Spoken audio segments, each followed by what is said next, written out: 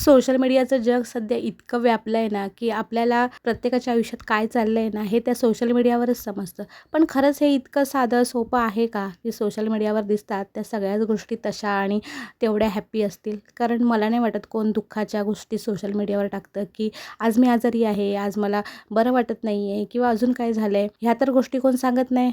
नेहमी चांगले आणि आनंदी मोमेंटच सगळे लोकं शेअर करतात.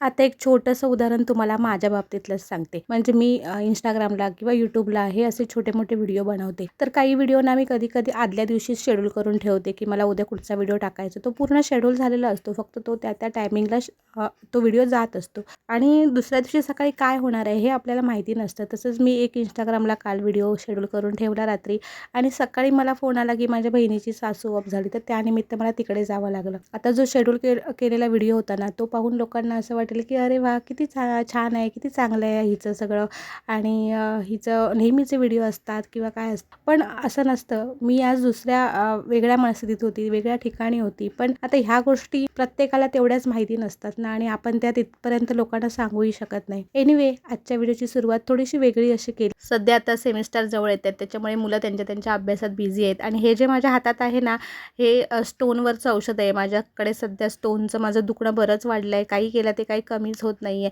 त्याच्यामुळे आयुर्वेदिक औषध घेते सध्या. तर तेच म्हटलं थोडंसं व्हिडिओमध्ये तुम्हालाही दाखवूया. बाकी तुम्हाला माझे व्हिडिओ बघायला आवडत असतील तर नक्कीच लाईक, शेअर, सबस्क्राईब करा.